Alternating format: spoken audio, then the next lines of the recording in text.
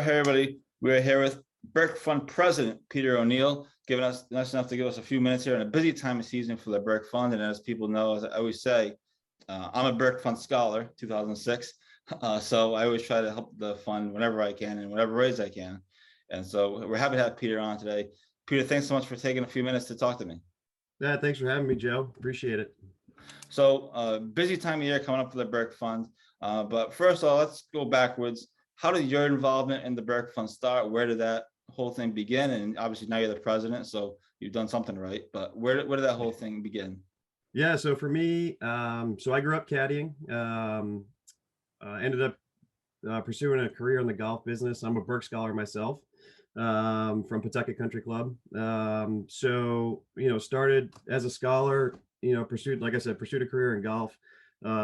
Ultimately decided to change career paths. But when I did that, I wanted to still stay involved with, Rhode Island golf in some capacity.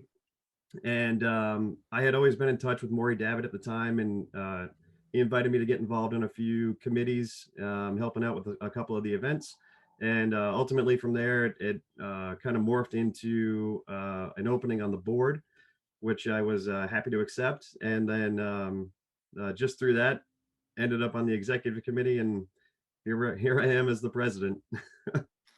Absolutely. So recently, within the last month or two or so, you guys awarded your 2021-22 scholarships to kids involved in the game in some way, shape, or form, sending them off to college. Is there a better feeling than that for you to be able to help someone else get an education? Obviously, different kids get different amounts of money. We don't have to get into that, but just that feeling every year of helping a kid, get an education. What is that like for you? And does it ever go away? Yeah, no, I mean, realistically, we talk about it at a board level, and everybody who's involved in helping out the Burke Fund from a operational standpoint. The number one goal is to be able to give as much money as we can to each class every year. And that's why we do it, right? I mean, we want to be able to help these kids out, myself, and too, that it might not be as much money as we'd like to give, but it's a meaningful amount. When you're receiving that check, it's a meaningful amount. And the students that we're awarding to are very deserving students. The resumes are totally impressive. We see, if you're fortunate enough to be at some of these courses where these kids are coming from, you see how hard they work. And it's nice to be able to give them that extra something before they head off to school.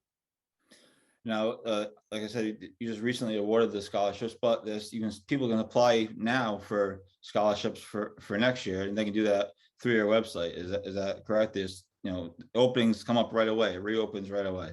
Yeah, so the deadline is May. I believe actually it was May, but I think we moved it back actually, or we're moving it back for the upcoming year to give a little bit more time to get some new get some more activity, more scholars involved. We actually earlier this year went through a revamp of our logo and website. Mm-hmm. And now with our website, we have the full ability to take that application right through our website, get all the documents uploaded, trying to make the process as easy as possible. Absolutely, and people can find that information on burkefund.org. And I am a fan of the new logo, so good work. That logo was designed by a company that's owned by another Burke scholar, so it was really nice to be able to connect with somebody who kind of went through the program, and we reconnected with them and had them come in and do that for us. It was great. See that? Burke Fund Scholars Unite. That's right. So I want to get into what's coming up in a couple of weeks, but real quickly, I just want you to hit on, because I thought it was a really cool event. A few weeks ago, again, I lose track of time, but a few weeks ago, our Ed Brady, who's a friend of GolfNewsRI and friend of the show, he hosted a big fundraiser to benefit the Burke Fund. It started at Huck's Filling Station, which is one of his restaurants. Then you had a Caddy Shack at the Odeum. Obviously, Caddy Shack and Burke Fund, it kind of goes together. It makes sense. But just for him to do that, and obviously he's done a lot for the community across and the whole state, really. But for him to do that for the Burke Fund, I mean, how much does that mean to you guys? And what was that process like of, holy crap, we're gonna, somebody wants to help us out, kind of out of nowhere. And again, he does a bunch of stuff for the state. anyway, Yeah, but absolutely. what So was that like? that was fantastic, right? So that actually you had a role in helping us make that Small connection. rule, We small really rule. appreciate that. I hadn't met Jeff or Ed prior to that event. They reached out to you and through that to us. Jeff turns out is a Burke Scholar himself, and those two actually had met caddying, so it was a really cool kind of coming together there. The event was awesome. We had a great time. We raised some money for the scholarship. I think we've got a nice partnership with those guys moving forward. We're actually working on possibly doing another event, maybe in November at the Thirsty Beaver. So we really appreciate what those guys have done for us and what what it sounds like we can do moving forward. Also, it was a really great night. Awesome. Yeah, I was happy to help just a little bit. As I said, I'm friendly with Ed. I've known him for a while, and he just reached out to me, and I said I do the best I can to help out. So I was happy to help a small bit, but obviously it was a great event and a great night for all parties involved. So busy couple weeks coming up. Monday we have the Burke Fund tournament at Autonomy, which I'm happy to be playing in with my dad, and then Nice. in October we have the golf marathon, which has become sort of a famous event, a staple event of the Burke Fund over the last a few years. I don't know offhand when exactly it was launched, but it's been a handful of years at least. So just talk about what those two events mean. Obviously, the tournament on Monday, and then the marathon is a major event that raises tons of money on a yearly basis. Those two events coming up almost back to back, big weeks, busy weeks ahead for you guys. Yeah, for sure. It's definitely a busy time of season for us. The golf tournament, the Burke Fund's in its 75th year. So we kind of wanted to do something a little bit special. Autonomy is actually where John Burke played his golf. So it's kind of Oh, that's cool. cool. I didn't know that. Yeah, so he caddied at Newport, was playing his golf at Autonomy. So it's really nice to be able to get the That's tournament, cool. back onto Aquidneck Island for sure. And certainly back to Autonomy. They've been super helpful in helping us get that planned. We're really looking forward to that. I think it's going to be a great day. We've got some great silent auction stuff that we've been able to get our hands on, and hopefully we'll make that a little bit more interesting. So I think the golf tournament should be a really nice time. That's Monday at Autonomy, 12:30 shotgun. The golf marathon, so that started in 2013. That is, we get usually about 30 people or so go out and play. We ask them to play 100 holes. We have a lot of people who play above and beyond that, which is which is crazy. It's pretty interesting to see. My dad is one of them. What's that? My dad is one of them Yeah, usually. yeah, he sure is. So, that's our single biggest fundraiser of the year. So, it's very meaningful for us. We bounce that around to a few different golf courses every year. This year it happens to be at Pawtucket Country Club, which is actually a perfect place because the holes are a little bit closer together and affords people the ability to get maybe some more holes in because it we cut down on the travel time between green to tee. So really looking forward to that event. That's October 18th, as you mentioned. We actually, through our new website design, we have the ability now where donors can actually go to the website and upload donations to support whatever team they want to support or individual players. We get a lot of participation from the Rhode Island PGA. A lot of the local pros will step up and help us out with that too. So it's really nice to see. Now, if people want to get involved in the marathon, is there still time for them to get involved as far as perhaps playing, or obviously donating is always going to be open, but as far as playing, is there still time for people to get involved? Yeah, absolutely. So, we're not limited to 30 players. We try to keep the number somewhere around there just to make it a little bit easier, for people to kind of, work their way around the golf course in various spots of the course at any given time. But if there are players that are interested in playing, we could certainly, if you reach out to myself or Amanda or anybody who's involved with the fund, I'm sure we can find a spot for you if you want to go out and give it a go, see what you got in you to play 100 holes or maybe even more.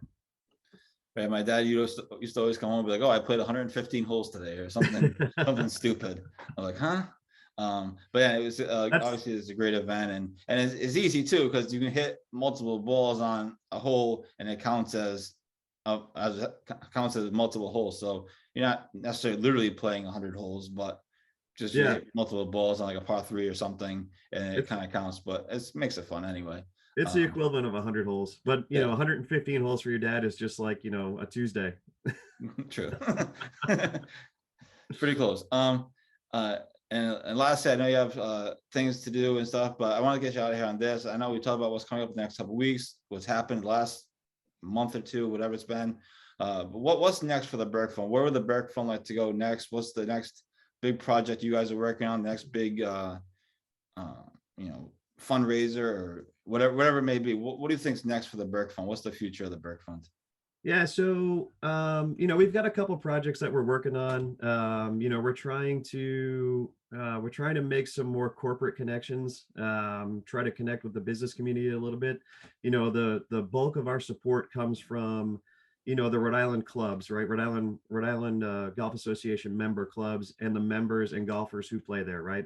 So we're trying to expand that community a little bit, to kind of make the fund a little bit more well known, bring in some different donors, hopefully, um, and just kind of get ourselves out there a little bit more. We're working on a few projects specific for the scholars. We're trying to build up a little bit of a network, a little bit of a community where our current scholars can, for instance, let's say we have a current scholar who's considering changing majors, or a recent graduate who wants to change a career path and they're not sure what it's like to go be a writer or a CPA. We could say, hey, listen, Joe Smith, this is Joe Calabro. He's a golf writer. Why don't you talk to him about his journey going down that path? And, the connection is the Burke Fund, right? The same thing could be with, I use a CPA as an example, your father, if somebody wanted to go down that path, talk to Joe, see what it's like, find out the ins and outs. So building that network, I think would be a real boost for us, something that we can provide more above and beyond the money that we're providing. Um, so those are a couple of big projects that we got going right now. Hopefully we'll have a few more events coming up when, hopefully COVID allows us to do that. People get a little bit more comfortable going to things like that. So yeah, it's going to be all good stuff though. Looking forward to it. Awesome. I'm looking forward to it as well. Peter, thanks so much for coming on. Thanks for all you do for the Burke Fund. And obviously, if there's anything GolfNewsRI can help with, feel free to reach out. I'm easily accessible and easily can be found. So if there's anything GolfNewsRI can do, however big or small, by all means, feel free to reach out, and we'd love to try to help out the Burke Fund as much as possible. So thanks so much. We appreciate that, Joe. Thank you very much. Thank you for all you do. Absolutely.